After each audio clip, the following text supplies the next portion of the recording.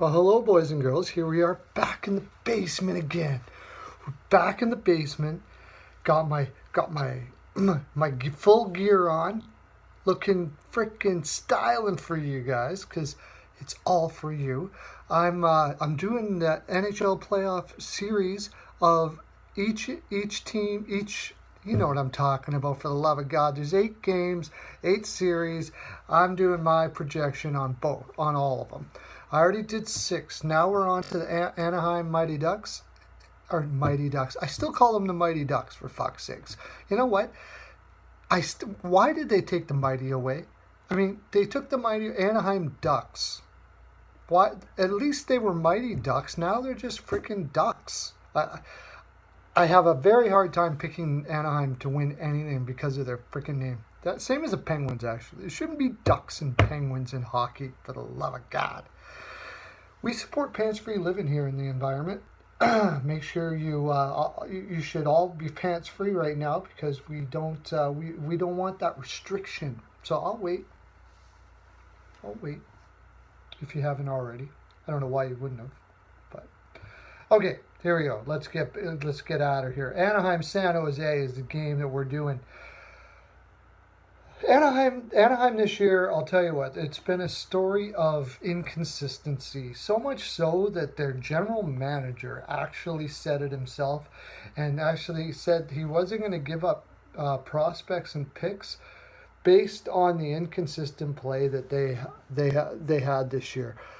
They have had their share of injuries. True, and to me, they fought through them very well. But you know, this general manager, he doesn't go with excuses. It seems.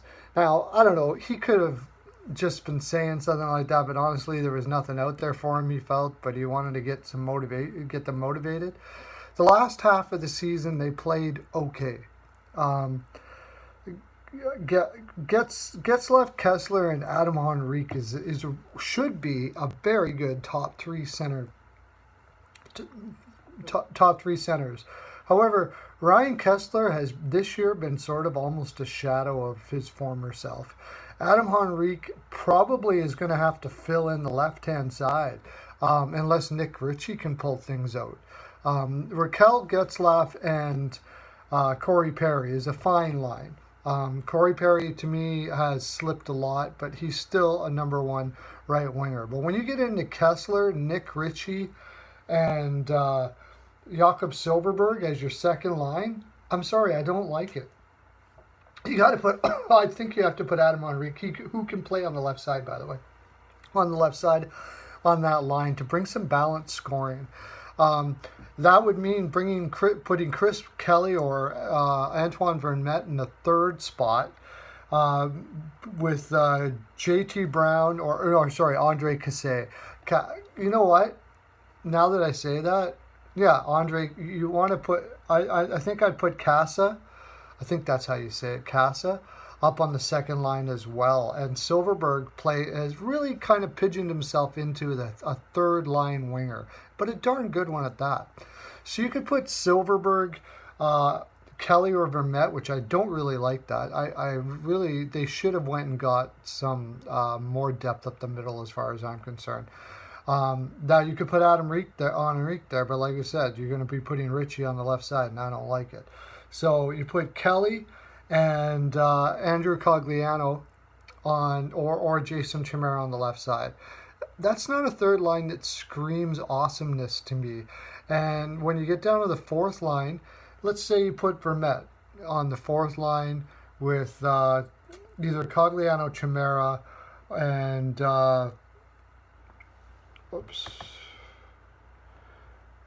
and J.T. Brown. It's okay. It's a fourth line. But as far as forward depth is concerned, that is not the greatest depth. They were for sure a much more deep team last year. Now on defense, Fowler is out. Looks like he's going to be out for possibly the whole series. They're playing Francois Beauchemin in the number 2 spot, and you know what? He almost should be there. Even at his age, he's playing fantastic. You want to talk about underrated defensemen. Hampus Lindholm, Josh Manson, Montour, great top four. Bieksa looks like he's going to be injured. So you're looking at Pedersen and Holzer as your 5-6, not the best in the world. John Gibson shows that he's injured, but he'll be in, and Kevin Bieksa probably will too. Now, you look at San Jose. Let's go down to San Jose to see the way these guys line up. First of all, Thornton is going to be out, but they've been going well without him. This is the only place that I see that Anaheim really has an advantage over San Jose Sharks is if they play Henrique in the middle, which they might. And because they don't have Thornton, you go Couture. They have Couture, Hertl, and Tierney. And I don't even know who they play on the fourth there. They've got several players that they can put there, but it's not the best.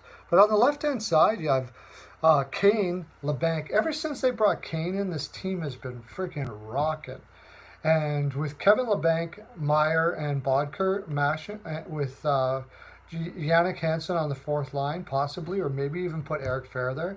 I think they put Eric Fehr, on the fourth as a fourth line center, and that's great. There's nothing wrong with that. You could also throw Melker Karlsson. Their depth on the wing there is really good, and that is actually a fairly underrated left side. You could put Pavelski in the middle, or you could play him on the right, which is what they have been doing, and I would play him on the right side because they're kind of weak on that side, with Donskoy, Ward, and Gaudreau. Now, what they did have done is improve their speed quite a bit with guys like Labanc, Evander Kane, Yannick Hansen and stuff like that. And that's going to be a huge advantage with Anaheim because they're not a very speedy team.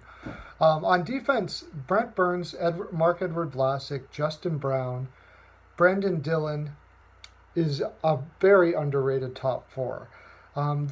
They have been kind of switching between Tim Heed, Dylan DeMello. DeMello was a very underrated player, by the way.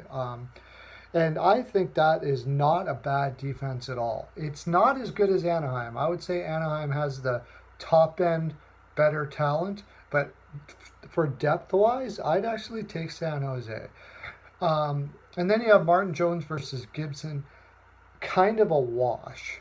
If it goes to, and if they have to go bring in their backup, Dallin Miller gets the benefit with the playoff experience. But that being aside, if anyone has to go to their backup, they're probably lost. So who do I pick in this game? I think this is going to be a tight series. This seems like, to me, it's got 7 all over it. The deal breaker to me is I'll take San Jose's speed, and I'll take the fact that they have Evander Kane playing the left side there with Logan Couture playing up the middle to negate Getzlaf. I think you're going to see a strong playoffs from Thomas Hertl. I think you're going to see Timo Meier really come up big. He's been a slow progression, but the second half, he was playing really, really well. And another one I got to give props to is Mikkel Bodker. He struggled pretty much his whole career with basically getting his mind up with the speed. And this year, he took a real big step forward, and I think you could see some big things from him. So I'm taking San Jose Sharks in 7.